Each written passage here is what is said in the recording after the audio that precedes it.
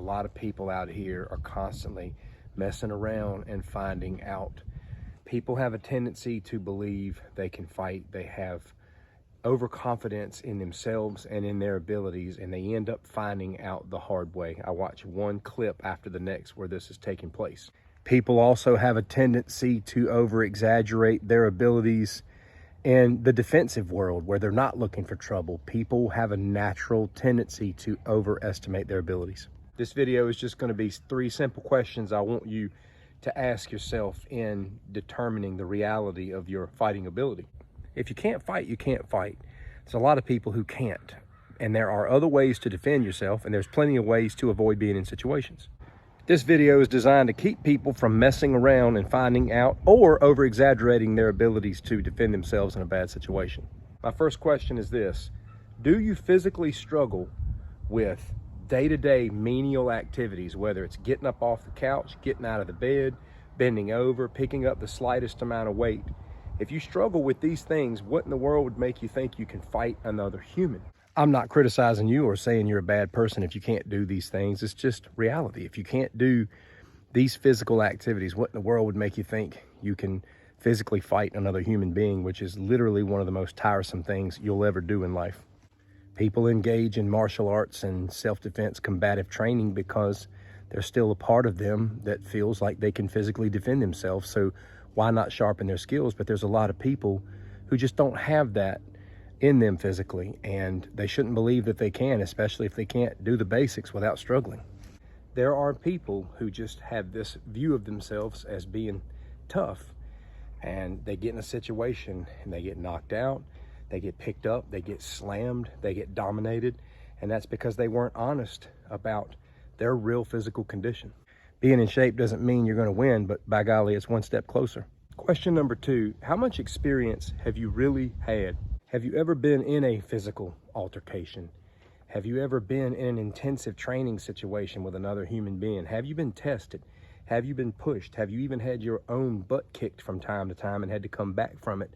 Have you felt that force? Do you have experience? Because a lot of people out here do have experience. They may not be trained fighters, but they have experience in violence.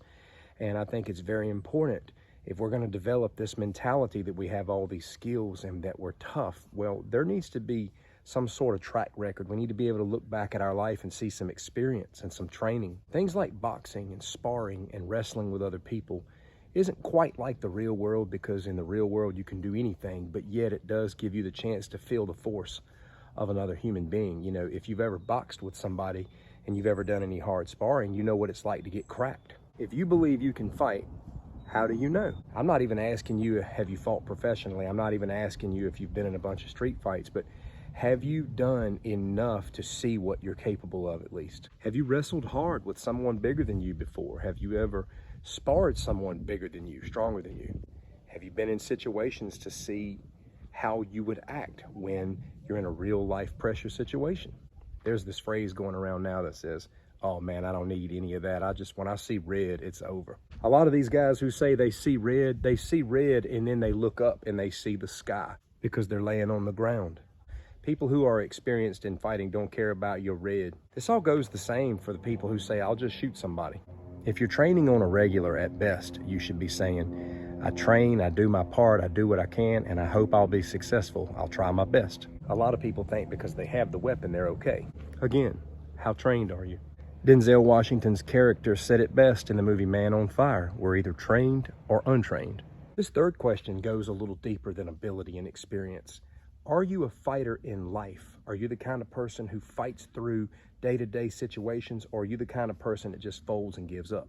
Some people may not have a lot of fighting ability and training, but there's a certain resilience about them that helps them survive. I see a lot of people who quit and give up over much lesser things than a fight, but yet they pretend they can fight. I think the best path for all of us is to stay in shape, to train if being able to defend ourselves is important to us, to be involved in mental training, physical training, but do everything we can to stay out of a fight. We need to humble ourselves and never push ourselves in those situations by being prideful and over-exaggerating our skill set and ability.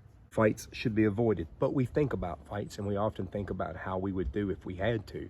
These are 3 honest questions that we can ask ourselves to lay a foundation as to whether or not we have those faculties. Thanks for watching. Take care.